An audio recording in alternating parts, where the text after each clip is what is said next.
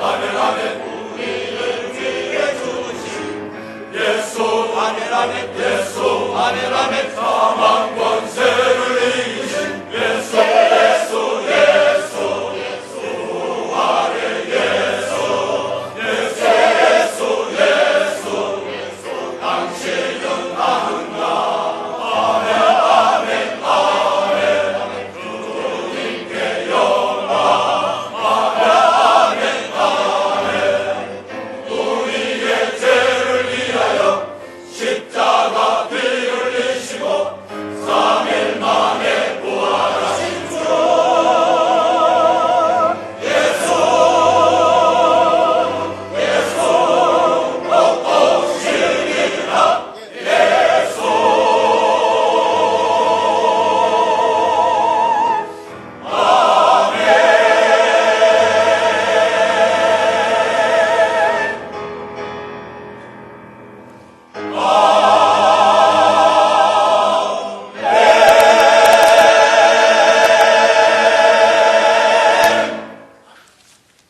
옆에 계시는 분하고 우리 인사 한번 나눠보시도록 하겠습니다.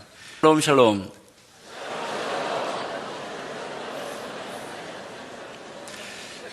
네, 여러분들이 잘 아시겠지만은 이 샬롬이라는 말은 부족함이 없다, 가득 채워졌다, 꽉 찼다 하는 그런 말입니다. 그러니까요, 여러분들이 풍선에다가 바람을 후 불어 집어넣을 때 그 풍선 안에 바람이 이제 0.00001만 더 들어가면 터지게 됩니다. 바로 터지기 직전의 상태, 그 상태를 우리가 샬롬이다라고 이야기를 하는 것입니다. 여러분들이 이 세상에 어디를 갔을 때 정신적으로 만족하는 상태, 영적으로 만족하는 상태, 육적으로 만족하는 상태, 여러분들에게 있어서 필요한 것이 하나도 없이 가득하게 채워진 상태를 맛본 경험을 하신 적이 있으십니까? 아마 그런 곳은 한 곳도 어느 한 시간도 단 1초도 아마 없지 않았을까, 이렇게 이제 생각이 되어집니다. 그래서 오늘 여러분이 이제 옆에 계신 분하고 샬롬 샬롬 인사를 하셨는데요. 이 말은 나는 당신으로 말미암아 채움을 입어질 것이고 나는 당신에게 채움이 되겠습니다, 이런 뜻에서 샬롬 샬롬 이렇게 인사를 2번 하신 것입니다. 이 부활절에 우리 안동시민 또 이 안동시 교회를 연합하는 우리 모든 성도님들의 마음속에 하나님으로 말미암아 부활하신 예수님으로 말미암아 가득하게 충만하게 채워지는 역사가 있어지시기를 바랍니다. 우리 이 의미를 생각하시면서 다시 한번 우리 인사를 한번 나누시도록 하겠습니다. 샬롬 샬롬. 이제 여러분들은 서로 채워주셨으니까 제가 잠시 기도하겠습니다. 하나님 감사합니다. 이 세상 어디에서도 저희들은 체험을 받을 수가 없습니다. 아버지 하나님 교회에 왔습니다. 아버지 하나님 저희가 연합으로 하여 아버지 하나님 앞에 예배하고 있습니다. 아버지 하나님 앞에서만이 저희들이 만족함이 있고 충족함이 있고 모자람이 없다는 것을 확실하게 고백할 수 있사오니 우리 안동시민, 안동시 교회 연합회를 통하여서 이 안동시가 복음으로 충만하게 채워지는 역사가 있게 하여 주시옵소서. 오늘 말씀을 아버지 하나님이 어제 봉독하신 목사님이나 오늘 기도하신 장로님이나 아버지 오늘도 예배를 인도하시는 모든 아버지 하나님 이제 목사님이나 앞으로의 모든 순서를 맡으신 분들, 특별히 장로 성가단 이후에 아버지 하나님께서 함께하여 주심으로 말미암아 어디를 가든지 주의 영광만 충만하게 드러내고 나타내는 하나님의 사람들로, 하나님의 일꾼들로, 하나님의 능력자로 세워서 사용하여 주시옵소서. 그래서 우리 모든 안동시 교회 연합회에 소속되어 있는 모든 성도님들을 만나는 전 세계에 있는 어떤 사람이든지 만족함을 얻는, 평안함을 얻는, 아버지의 귀한 믿음을 얻는 놀라운 역사를 드러내는 귀한 성도로 삼아 주시옵소서. 아버지 하나님 오늘 부족한 종이 말씀을 들고 섰사오니 하나님이 붙잡아 주시고 하나님의 역사만이 나타나게 하여 주시옵소서. 예수님의 이름으로 감사하며 기도드립니다. 아멘. 네, 이제 조금 전에 소개 우리 목사님께서 해주셨는데요. 저는 학교에서 가르치는 사람입니다. 설교자가 아니기 때문에 우리 많은 우리 성도님들에게 무슨 설교 저렇게 하냐라고 또 할 수도 있을 것 같고, 왜 또 설교자를 모시지 이렇게 했을까라고 이렇게 또 우리 회장님이나 또 임원들이 또 나중에 예배가 끝난 다음에 우지람을 들으시면 어떡할까? 이라는 것을 한번 생각해 보는데요. 여러분, 모든 것은요, 하나님에게 맡기시고, 하나님의 때가, 하나님의 시간이, 하나님이 하라고 그랬으니까, 하나님이 허락하셨으니까, 이렇게 된 것이 아닐까라고 생각하시면서, 우리 누구누구를 나무라기 전에 우리에게 필요한 것이 무엇인가를 먼저 생각하고, 우리 함께 은혜를 나눌 수 있는 귀한 시간이 될 수 있기를 바랍니다. 예수님께서 유월절을 마지막으로 지키시고 6월절 마지막 날 예수님께서 이제 십자가에 달려서 돌아가신 것을 우리는 너무나 잘 알고 있습니다.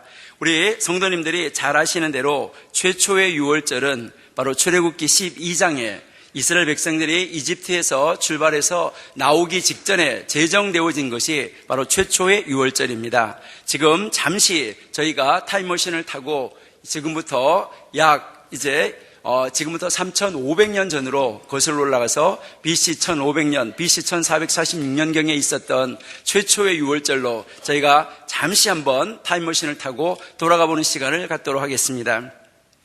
여러분들이 잘 아시는 대로 출애굽기 12장에 보시면은 하나님께서 모세하고 아론에게 나타나셔가지고 1월 10일 날 양을 선택하라라고 말씀을 하셨습니다. 이 양을 선택하라는 말씀은 유월절에 잡을 양을 오늘 골라놓으라는 것입니다. 각자 집안에 많은 양들이 있고 여러 마리의 양이 있지만 그 많이 있는 양 가운데서 특별히 유월절에 잡을 양을 한 마리를 각 가정별로, 가정이 그 양을 먹기에 너무나 많으면 몇 가정이 합쳐서 그 가정대로 또 연합한 가정대로 이제 그 양을 선택해서 잡을 양을 한 마리를 골라놓으라는 것입니다.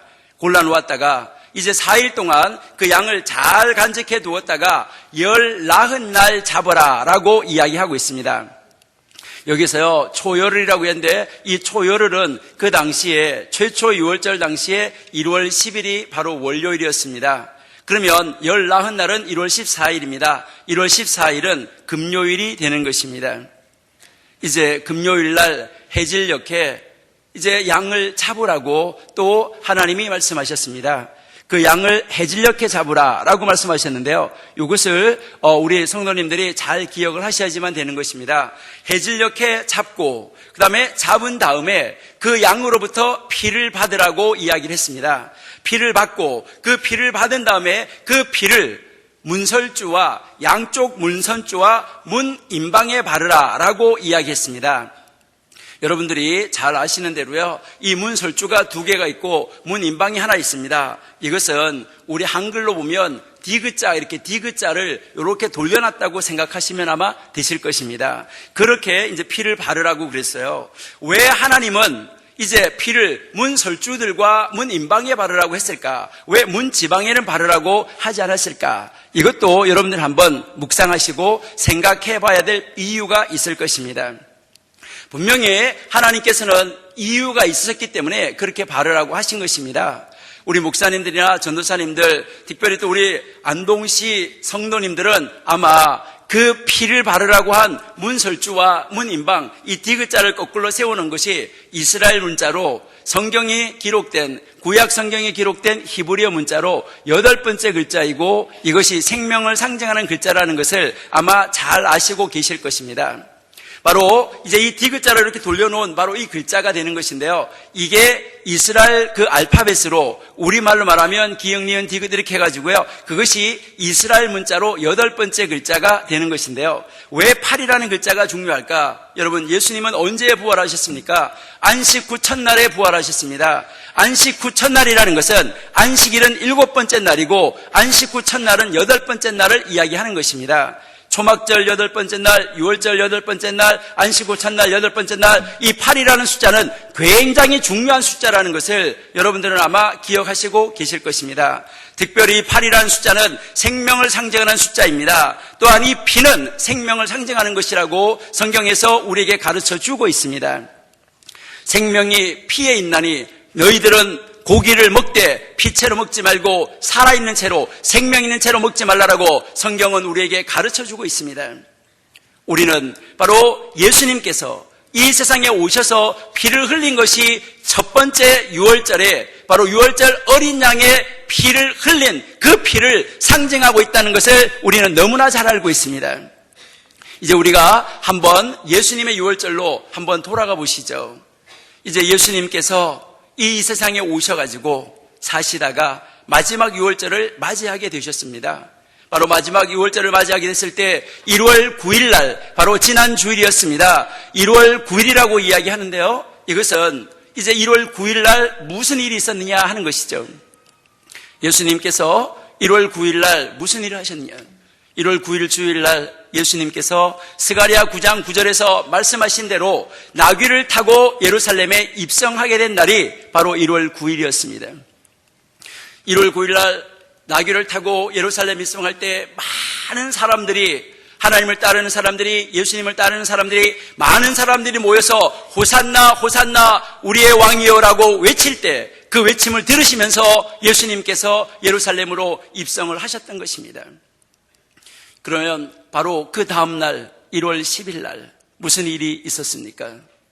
최초의 유월절 1월 10일 날 하나님께서 양을 고르라, 양을 잡을 양을 고르라, 유월절에 잡을 양을 고르라고 말씀하셨습니다. 유월절에 죽일 양을 고르라고 말씀하셨던 바로 1월 10일 날 무슨 일이 있었습니까?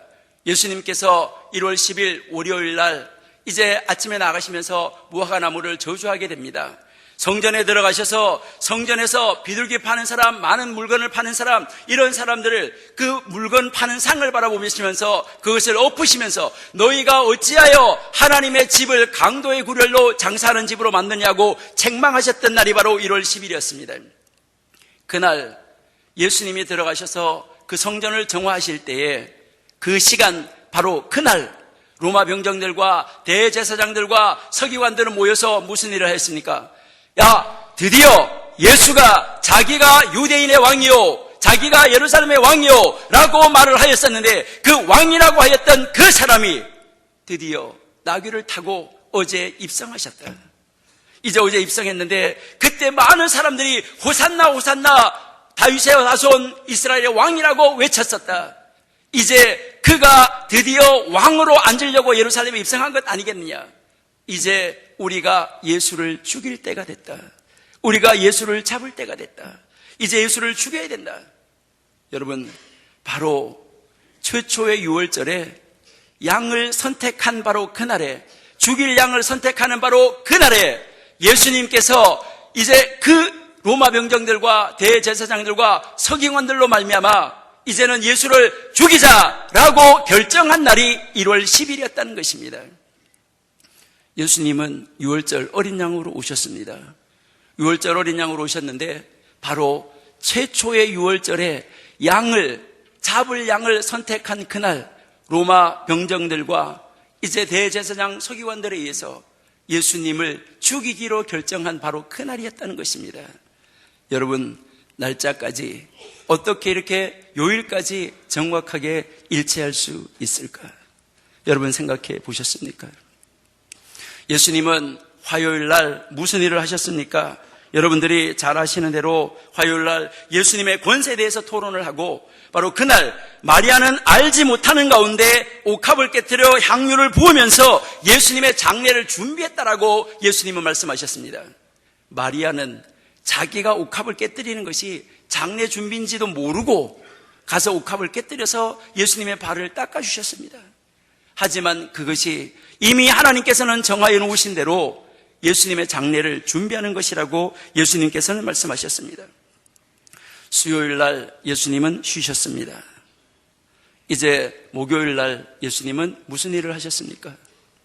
여기서 우리가 이 목요일 날 사건이 있어지기 전에 우리가 간단하게 한번 먼저 살펴보아야 될 일은요, 우리가 한번 기억하고 넘어가야 될 일은 바로 무엇이냐면요, 이제 이해하기 위해서 유대인들은 저녁이 되고 아침이 되니 하루다라고 이야기하고 있습니다. 저녁 해지는 시간부터 그 다음날 저녁 해지는 시간까지가 하루입니다. 지금 제가 목요일이라고 말씀드렸습니다. 이제 목요일 날 예수님께서 제자들에게 말씀하십니다. 이제 오늘이 유월절 만찬을 하는 날인데 어디에서 유월절 만찬을 해야 되겠냐라고 제자들이 물었을 때 예수님께서 저기 가면 물동이 이고 가는 사람이 있을 것이니까 따라가서 그에게 물어봐라. 그러면 어디에다가 준비해야 될지 알려주실 것이다 라고 말씀하셨습니다. 이때 예수님께서 바로 1월 13일 목요일 날 이제 그 물동이 이고 가는 그 사람을 쫓아가서 제자들과 함께 그 집에서 유월절 만찬을 베풀게 되어졌습니다. 여러분, 이 유월절 만찬은 저녁에 있어지는 것이죠. 이제 1월 13일이죠. 우리가 쓰는 달력으로는.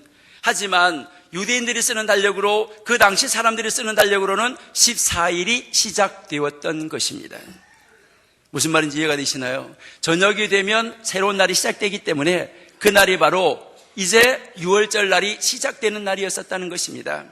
그날 예수님께서 유월절 만찬을 하시고 허리에 수건을 차시고 제자들의 발을 씻겨주시고 그날 많은 가르침을 가르쳐 주셨는데, 특별히 요한복음 14장에서 16절까지 그날 아주 자세하게 예수님이 앞으로 일어날 일에 대해서 다 풀어서 자세하게 설명을 해 주셨습니다.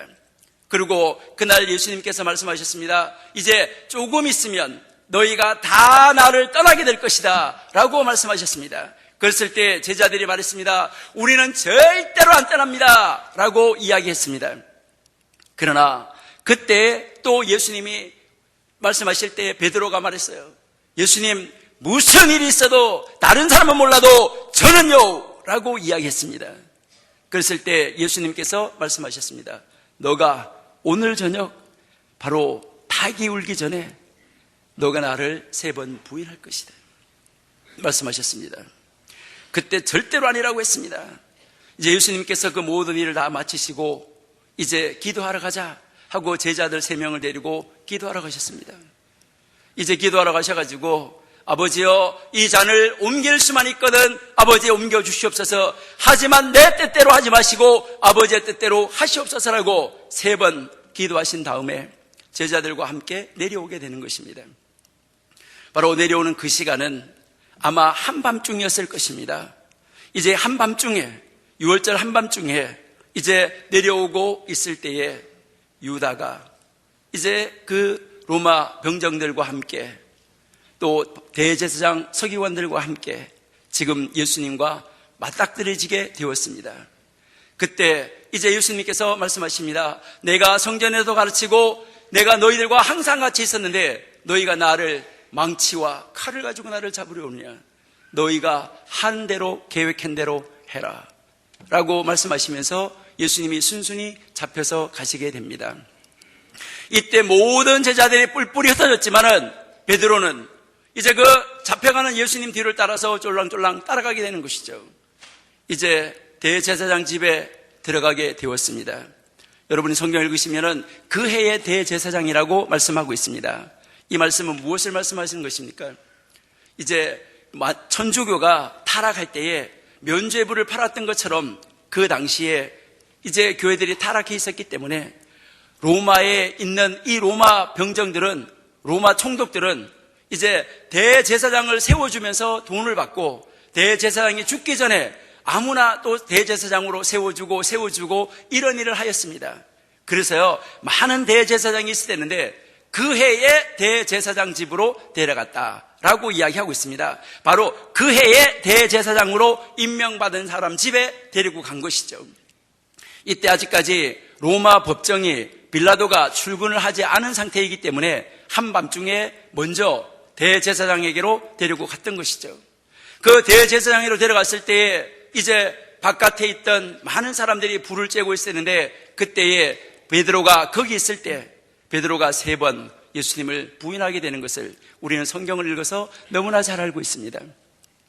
이때 이 베드로가 3번을 부인하자 닭이 울었습니다. 닭이 우자 이제 베드로는 가서 회개하는 역사가 있었습니다. 여러분, 닭은 언제 우는 것입니까? 닭은 몇 시에 우는 것입니까? 첫 닭이 몇 시에 웁니까? 이 안동은 아주 보수주의로 유명하다고 제가 이야기를 들었습니다. 또 안동은 아마 제사로도 유명한 것으로 알고 있습니다. 이 제사로 유명한 이 지역에 우리가 예수님으로 말미암아 예수를 믿음으로 말미암아 그 제사를 다 하나님 앞에 예배하는 예배제사로 바꿔나가는 여러분이 되시기를 바랍니다. 이제 그 제사를 지낼 때 보시면은요, 예전에 제사 지낼 때 보면 한밤중에 제사를 지냅니다. 요즘에는 초저녁에 제사를 지내지만 예전에는 한밤중에 모여가지고 제사를 지내는데요. 제사를 지낼 때 이렇게 보시면은요, 밥상을 차려놓고 고기 머리는 뭐 어느 쪽으로 해라, 뭐 밥은 어떻게 해라, 숟가락은 어느 쪽으로 놔라. 여러분 그 규칙도요 대단히 복잡하더라고요. 그러니까요, 뭐 몇 열에다가 과일을 놓고 몇 열에다가 생선을 놓고 몇 열에다가 고기를 놓고 뭐 밥은 어디다 놓고 아주 엄청나게 복잡하더라고요. 근데요, 거기에서 이제 그 제사상을 탁 차려놓고 제사를 지내고 술을 따를 때 보시면은요, 술잔을 따라가지고요, 빙글빙글 돌려가지고 이렇게 붓잖아요. 오늘도 한식이라고 그러잖아요. 뭐 추석 때, 한식 때, 성묘할 때 가서 보시면은요, 여러분이 산에 가서 이렇게 절하는 사람들 보세요. 묘에 가서 절하는 사람들 보면요, 술잔을 따라가지고요, 빙글빙글 돌려가지고 이렇게 붓는데요. 이거 다 어디서 배워왔어요? 성경에서 배워가지고 온 것입니다. 성경에 보면 전제라는 제사가 있어요. 전제라는 제사는요, 술을 이렇게 돌려가지고 따르는 제사가 전제입니다.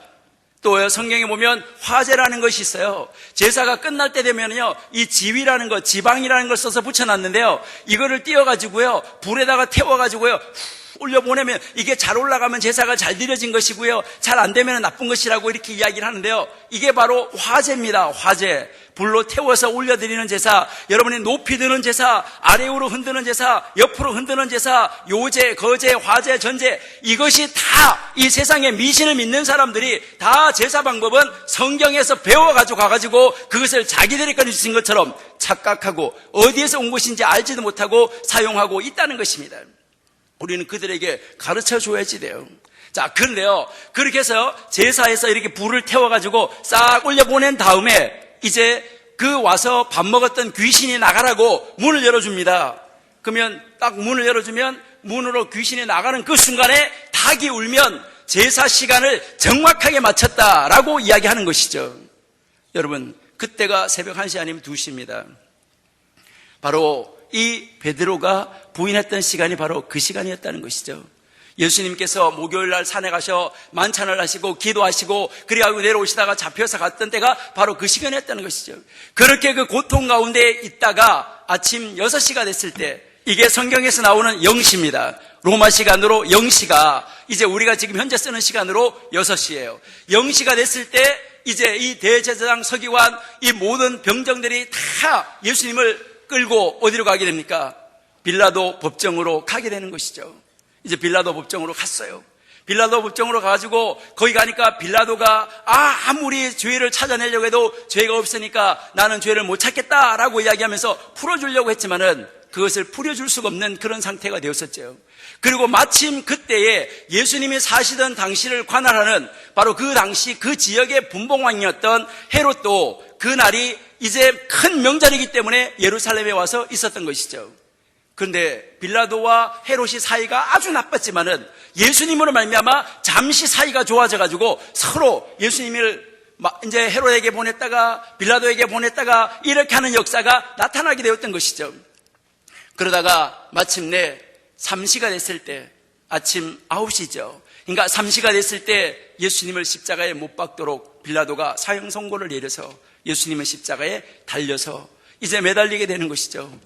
12시, 우리가 성경에서 나오는 6시입니다. 12시까지 있다가 바로 6시에서부터 9시까지, 바로 낮 12시에서부터 오후 3시까지 3시간 동안에 흑암이 오게 되는 것입니다.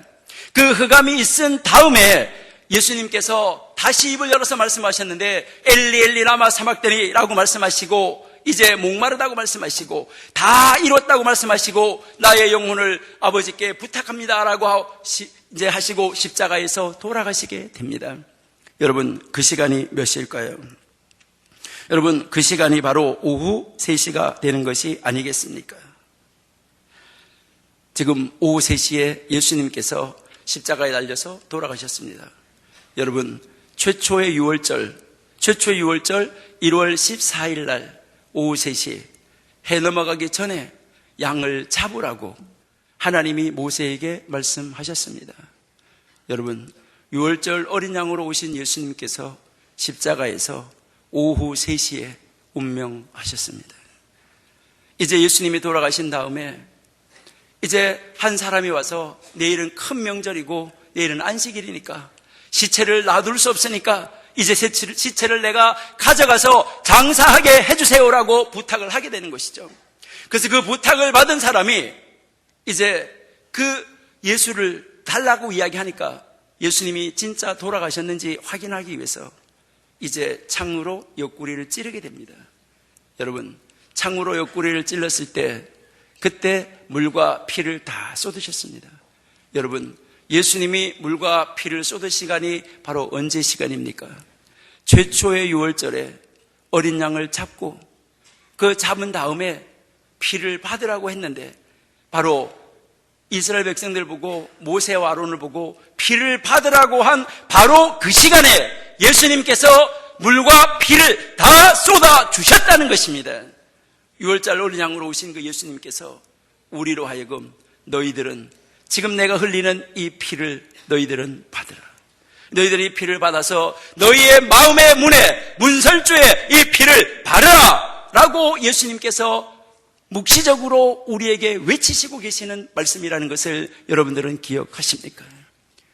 6월절, 첫 번째 6월절이 있었던 바로 그 6월절과 요일, 날짜, 시간 정확하게 맞추어서 예수님은 6월절 어린 양으로 십자가에 달려서 돌아가시고 이제 피를 쏟아주셨습니다. 우리는 그 피를 지금 다 받아가지고 우리 마음의 문에 문설주에 피를 발랐습니다. 이것은 무엇을 말합니까?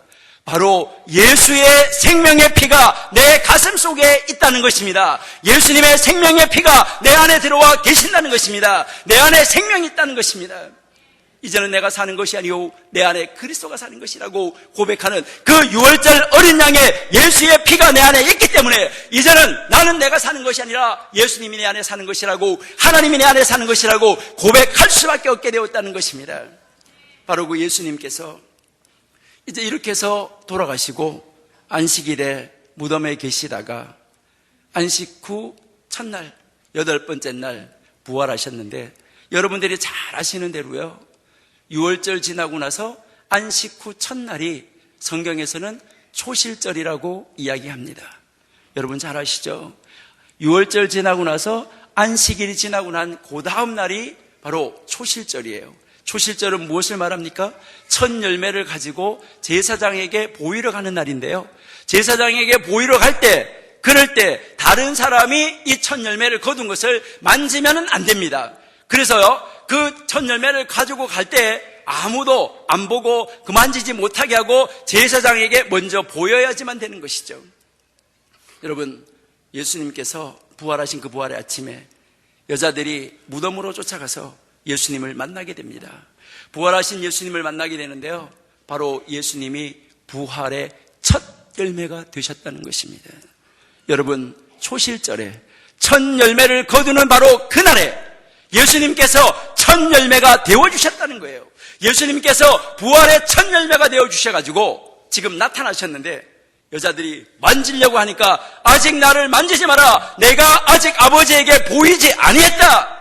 라고 말씀하고 있습니다.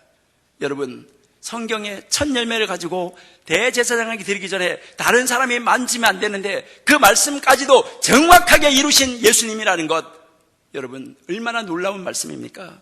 구약의 말씀대로 신약은 완벽하게 온전하게 이루어진다는 것을 확실하게 믿는 여러분들이 되시기를 바랍니다. 여러분, 이제 역사상 지금까지 수많은 사람들은 이제 이 예수님을 믿는다고 하면서도 적그리스도에게 넘어간 사람들도 많이 있었습니다. 왜 그렇습니까? 역사상 많은 이 적그리스도들은 예수님을 믿지 못하게, 특별히 부활하신 예수님을 믿지 못하도록 만드는 것이 적그리스도들이 하는 일이라는 것입니다. 적그리스도들은 그리스도인 예수님을, 바로 하나님을 대적하고 또 하나님을 믿는 성도들을 핍박하고 미혹하고 유혹해서 하나님을 믿는 신앙으로부터 떨어뜨리려고 하는 것입니다. 그러나 사실은 지금까지 출현한 모든 적그리스도들은 하나의 그림자에 불과한 것이죠. 마지막 때에는 적그리스도의 실체가 등장할 것입니다. 지금 우리는 말세지 말에 살아가고 있다고 합니다. 이 말세지 말에 살아가고 있는 우리들에게 지금도 끊임없는 적그리스도의 그림자들은 우리로 하여금 예수님을 못 믿게, 하나님을 못 믿게, 부활을 못 믿게, 어떻게 죽었던 사람이 다시 살아나냐, 그런 황당무계한 말 하지 마라 라고 이야기하면서 예수님을 못 믿도록 만드는 사람들이 너무나 많이 있다는 것입니다.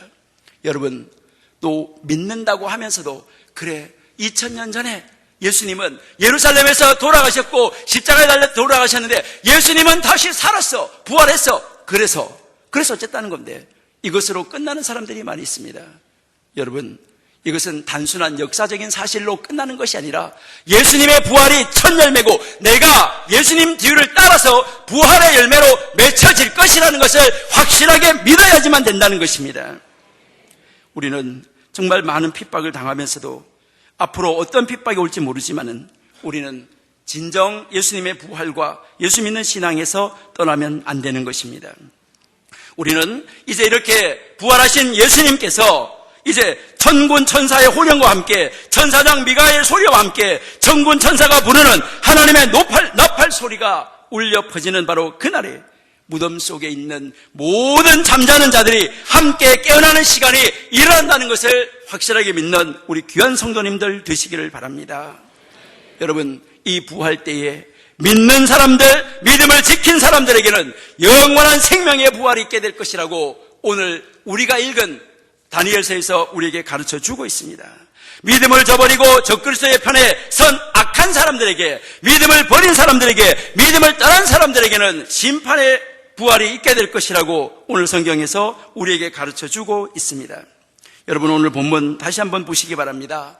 오늘 예배 순서지에 있습니다. 보시면은요, 2절은 육체의 부활에 대해서 설명하고 있습니다.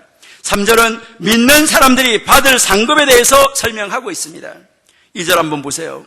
땅의 티끌 가운데서 사람이 죽으면, 여러분, 땅의 티끌 가운데서, 이것은 무엇을 말하고 있습니까? 땅의 티끌이란 말은 바로 사람이 죽으면 육신은 땅의 티끌로 돌아간다라는 것을 가르쳐 주고 있습니다. 여러분, 사람은 먼지에서 취하였기 때문에 먼지로 돌아갈 뿐인 것입니다. 여러분, 먼지로 돌아가게 되고 우리의 육신은 무덤에 묻힐 수밖에 없다라는 것을 우리에게 가르쳐 주고 있습니다. 그 다음 성경에서 보니까 자는 자 중에서라고 말씀했습니다. 자는 자 중에서. 여러분이 잘 아시는 대로 성경은 육체의 죽음을 잠을 잔다라고 말하는 경우가 너무나 많이 있습니다. 육체의 죽음을 잠을 자는 경우에 비유해서 설명하고 있습니다. 이 잠을 잔다는 말씀은 바로 무슨 말씀입니까? 다시 깨어 일어난다라는 것을 가르쳐주고 있는 말씀이죠. 여러분, 육체의 죽음은 죽음으로 끝나는 것이 아닙니다. 그 뒤에 반드시 부활이 있다라는 것을 말씀으로 우리에게 보여주고 있는 것입니다. 그래서 성경은 육체의 죽음을 잠을 잔다는 말로 설명하고 있을 뿐입니다. 그 다음에 보시니까요, 많은 사람이 깨어난다라고 말하고 있습니다. 많은 사람이 깨어나. 지구상에 지금까지 수많은 사람들이 살아왔습니다. 그 모든 사람들이 주께서 구름 타고 다시 오실 때, 천사들이 나팔 불고 예수님과 함께 나타나실 때 무덤 속에서 다시 깨어나 일어나게 될 것이다 라는 것을 가르쳐주고 있는 말씀입니다. 그때 다시 일어난 사람들 뭐라고 말하고 있습니까? 영생을 받는 자도 있겠고, 오늘 성경에 말하고 있습니다. 여러분, 하나님께서 보내신 독생자 예수 그리스도를 믿는 믿음으로 말미암아 구원함을 얻은 성도들은 영원한 생명을 얻게 될 것이라고 성경은 우리에게 가르쳐주고 있는 내용입니다.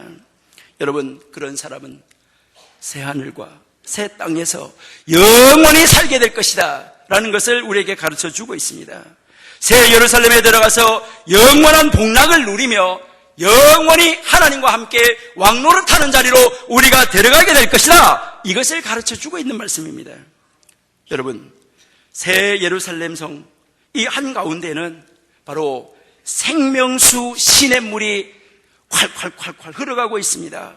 그 생명수 시내가 흐르는 그 강가에는 양쪽으로, 좌우편에 양쪽으로 생명나무가 쫙 서 있습니다. 여러분, 이 생명나무에는 열매가 맺히는데요, 달마다 날마다 새로운 열매가 맺힌다라고 성경에서 가르쳐주고 있습니다. 여러분, 매달 돌아가면서 각기 다른 12가지 실과가 맺혀진다는 것입니다. 우리가 이렇게 한번 생각해 보면은요, 천국 가가지고도요, 맨날 똑같은 거 먹고 똑같은 사람 만나고 맨날 똑같은 거 이렇게 하면은요, 한 1년 지나면 지루하지 않을까요? 맨날 똑같은 것만 보고 똑같은 것만 먹고 이렇게 하면요. 근데 성경은 그게 아니라 매일이, 한 달이, 매년이 뭐라는 거예요? 새롭다는 거예요.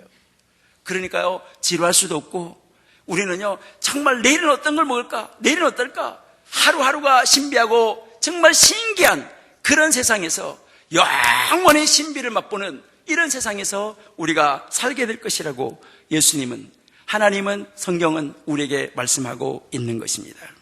영원한 복락을 누리게 된다고 말씀하고 있습니다. 그런데 오늘 말씀해 보니까 반대되는 사람들도 있다는 것입니다. 그와 반대되는 사람, 바로 수치를 당하며 라고 하고 있어요. 수치를 당하여서. 여러분, 예수 그리스도를 영접하지 않은 사람은 수치를 당할 것입니다. 그 결과 어떻게 된다고 말하고 있습니까? 영원히 부끄러움을 입을 자도 있을 것이며, 여러분, 영원히 부끄러움을 입을 자도 있다라고 말씀하고 있습니다. 여러분, 여기에서요, 이 부끄러움을 당한다는 말은 무슨 말일까 하는데요, 원래 이 부끄러움을 당한다는 말은 던지움을 당한다 하는 말입니다. 그러니까 어디에 던짐을 당한다는 말이에요. 그러면 이 말은 무슨 말일까? 영원토록, 아주 영원토록 꺼지지 않는 바로 타오르는 불 속에 던지움을 당한다라는 말을 부끄러움을 당한다라고 표현하고 있는 것입니다. 하루 이틀이 아니고 영원히 꺼지지 않는 바로 그 불못에 던지움을 당한다라고 말씀을 하고 있습니다. 우리는 오늘 이 다니엘서 12장 2절 3절 아주 짧은 구절입니다. 우리 본문을 묵상하면서 부활 때에 다양한 사건이 일어난다는 것을 알 수 있습니다. 예수님이 다시 오시는 날 모든 육체는 예외 없이 부활할 것입니다. 부활에는 두 가지 종류가 있습니다. 의인에게는 생명의 부활이요, 악인에게는 심판의 부활이라는 것입니다. 의인은 예수님과 더불어 영생 복락을 누리겠고, 악인은 영원한 형벌에 던져지는 역사가 나타날 것이라고 오늘 성경이 우리에게 가르쳐주고 있습니다. 여러분, 우리 예수님도 이와 똑같은 말씀을 이미 살아계실 때 우리에게 가르쳐 주셨습니다. 요한복음 5장 28절 29절 말씀해 보시면은, 이를 놀랍게 여기지 마라. 무덤 속에 있는 자가 다 그의 음성을 들을 때가 오나니 선한 일을 행한 자는 생명의 부활로, 악한 일을 행한 자는 심판의 부활로 나오리라. 무덤 속에서 잠자는 자들은 주께서 구름 타고 다시 오시는 그날에 다 부활하게 될 것입니다. 믿는 자는 영생의 부활로, 믿지 않는 사람들은 심판의 부활로 나오게 된다는 말씀입니다. 우리 다시 3절 보세요. 오늘 본문 3절에 보시니까 지혜 있는 자는 궁창의 빛과 같이 빛날 것이요 라고 말씀하고 있습니다. 여러분, 지혜 있는 사람은 어떤 사람입니까? 많은 사람을 옳은 대로 돌아오게 한 사람이라고 오늘 성경에서 가르쳐 주고 있습니다. 다니엘 11장 32절 말씀해 보시면은, 그가 또 언약을 배반하고 악행하는 자를 속임수로 타락시킬 것이니 오직 자기의 하나님을 아는 백성은 강하여 용맹을 바라리라. 여러분, 지혜 있는 사람은 핍박과 환난과 시련과 고난과 연단 속에서도 믿음을 지키면서 강하여지고 강하여져서 용맹을 발하게 될 것이라고 오늘 성경이 가르쳐주고 있는 것입니다. 11장 33절 보시면은, 백성 중에 지혜로운 자들이 많은 사람을 가르칠 것이나 그들이 칼날과 불꽃과 사로잡힘과 약탈을 당하여 여러 날 동안 몰락할 수도 있다라고 말씀하고 있습니다. 지혜로운 사람은 핍박과 환난 속에서도 그 자신이 강하여지고 용맹을 발할 뿐만 아니라 주변에 있는 많은 사람들에게도 신앙을 굳게 지킬 수 있도록 가르치는 일을 하게 될 것이라는 것을 가르쳐주고 있습니다. 물론 그들은 많은 핍박을 당할 수 있습니다. 경우에 따라서는 순교자의 자리에 나갈 수밖에 없는 그런 사람들도 있을 것입니다. 여러분, 그러나 그것으로 끝나는 것이 아닙니다. 하나님께서 주시는 상급이 있습니다. 그 내용이 오늘 우리가 읽은 다니엘 12장 3절에 있는 내용입니다. 지혜 있는 자는 궁창의 빛과 같이 빛날 것이요, 많은 사람을 옳은 대로 돌아오게 한 사람은 별과 같이 영원토록 빛나리라. 하늘은 지극히 높은 곳입니다. 믿음을 굳게 지킨 의인들은 장차 하늘 보좌에 앉아서 금면류관을 쓰고서 세세무궁토록 주와 더불어 왕노릇하게 될 것이라는 것을 오늘 성경이 가르쳐주고 있는 것입니다. 낮의 해와 밤의 달처럼 또 밤의 별처럼 바로 하나님을 믿는 사람들의 이 영광은 영원히 찬란하게 빛날 것이라고 오늘 성경이 가르쳐주고 있습니다. 여러분, 우리 이 부활, 우리가 부활한다는 것, 예수님이 부활하셨다는 것, 여러분 확실하게 믿으셔야지만 되는 것입니다.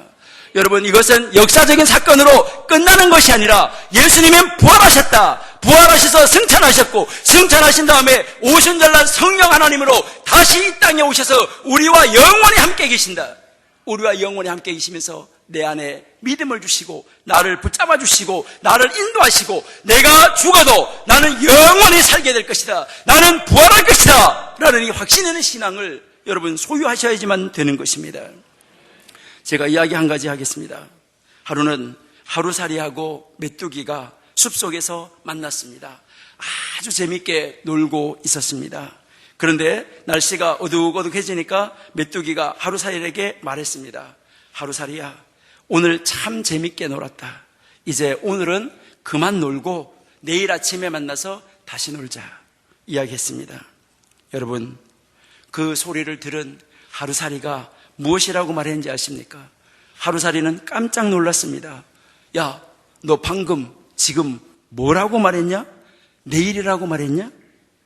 하루살이는 하루밖에 못 살기 때문에 내일을 모릅니다. 하루살이는 하루밖에 못 사니까 내일이 뭔지 알 수가 없습니다. 그래서 메뚜기가 내일에 대해서 설명을 해줍니다. 야, 캄캄한 밤이 지나고 아침에 동쪽에서 해가 다시 쫙 떠오르면 그것이 바로 내일이란다. 여러분, 하루살이는 아무리 이야기를 하고 또 듣고 또 들어도 이 메뚜기가 또 설명을 해주고 또 설명을 해주고 또 설명을 해줘도 이 하루살이는 내일을 체험해보지 못했기 때문에 이해를 할 수가 없습니다. 그래서 하루살이는 메뚜기가 거짓말을 한다고 생각하게 되었습니다. 여러분, 메뚜기 거짓말 하였습니까? 우리가 밖에 가서 예수님 다시 사셨어, 나도 다시 살 거야, 나도 영원히 살 거야, 여러분이 진실로 체험한 그 신앙을 믿지 않는 사람들에게 가서 말하면 믿지 않는 사람들은 뭐라고 그러겠어요? 거짓말하지 마, 사기치지 마, 안 하겠습니까? 왜요? 체험해보지 못했기 때문에, 하루살이기 때문에. 여러분, 오늘 이제 하루살이가 이제 우리는 아닌가? 여러분, 메뚜기가 이상해하면서 집으로 돌아왔어요. 하룻밤을 지내고 그 다음날 다시 숲으로 나갔어요. 그래서 이 메뚜기가 이제 다시 그 숲에 갔는데 어제 만났던 하루살이는 없어지고 깨구리와 만나서 놀게 되었습니다. 깨구리하고 만나서 한참 한 달을 놀았어요. 그런데요, 한 달 이렇게 놀고 나니까 이제 이 깨구리가 메뚜기에게 말을 했어요. 메뚜기야, 야, 그동안 우리 진짜 재밌게 놀았지? 그런데 이제는 날씨가 추워지니까 이제 그만 놀고 내년에 만나서 다시 놀자. 여러분, 내년에 만나서 다시 놀자 그랬어요. 이번에는 메뚜기가 이해를 못합니다. 왜냐하면 메뚜기는 1년생 곤충이기 때문에 내년을 알 수가 없는 곤충입니다. 그래서 깨구리가 설명을 합니다.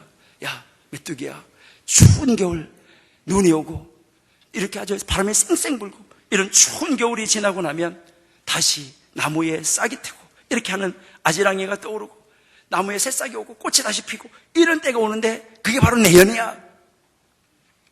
메뚜기는 내년을 체험해보지 못했기 때문에 그는 깨구리가 나를 속이고 있구나, 나한테 거짓말하고 있구나, 나랑 놀기 싫어가지고 저렇게 거짓말하고 있구나.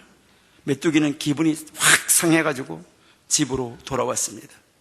이때 깨구리 역시 이상하게 생각했습니다.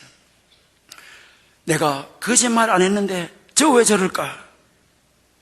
여러분, 우리가 체험해보지 못했다고 부활을 믿지 못하고 영원한 생명을 믿지 못한다는 것은 하루살이처럼 또 메뚜기성 어리석은 모습은 아니겠습니까?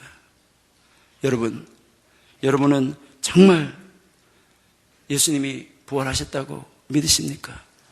지금도 살아계신다고 믿으십니까? 여러분, 우리 확실하게 믿읍시다.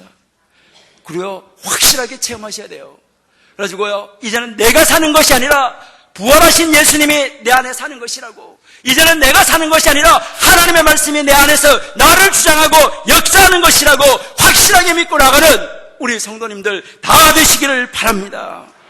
여러분, 영생은 분명히 있습니다. 예수님은 부활하셨습니다.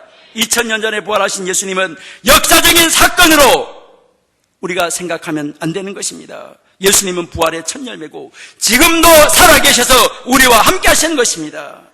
우리가 죽은 후에 우리도 다시 분명히 부활하는 것입니다. 부활하신 예수님은 영으로 다시 오셔서 지금도 우리와 함께 계시며 영원히 세상 끝날까지 우리와 함께 하실 것입니다.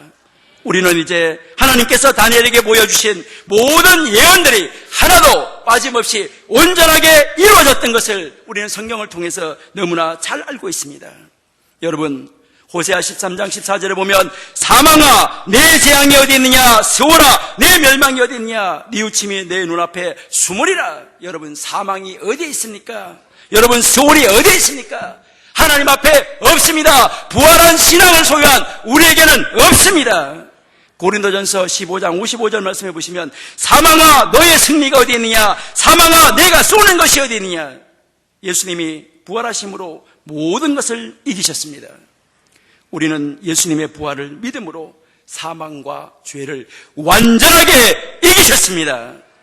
우리는 역사를 통하여서 이 모든 것을 보아왔고, 역사가 없다고 하더라도 성경이, 하나님이 이렇게 말씀하시기 때문에 우리는 이거를 확실하게 믿고 나아가야지만 되는 것입니다.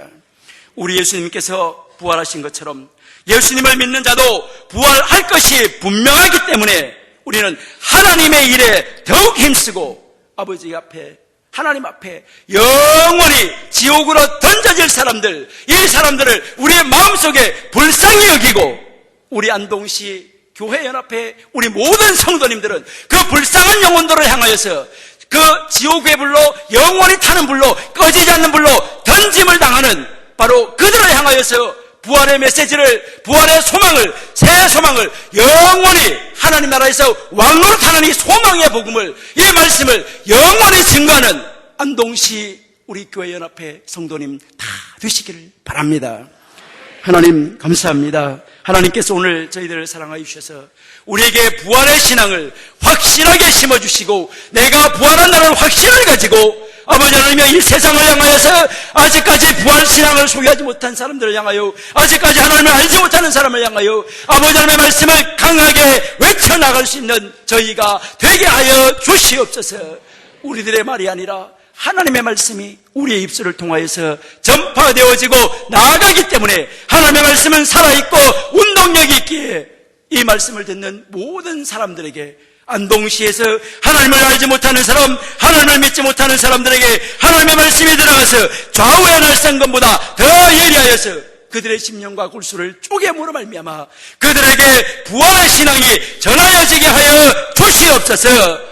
이 부활 신앙을 가지고 오늘 문을 나가 이 부활된 신앙을 가지고 승리하며 살 것을 결심하고 다짐하며 나가는 우리 귀한 성도님들의 삶 속에 예수님이 세상 끝날까지 함께 하신다고 약속하셨사오니 이 약속대로 세상 끝날까지 보호하시고 지키시고 오른손을 잡아 강하게 역사하여 주시옵소서.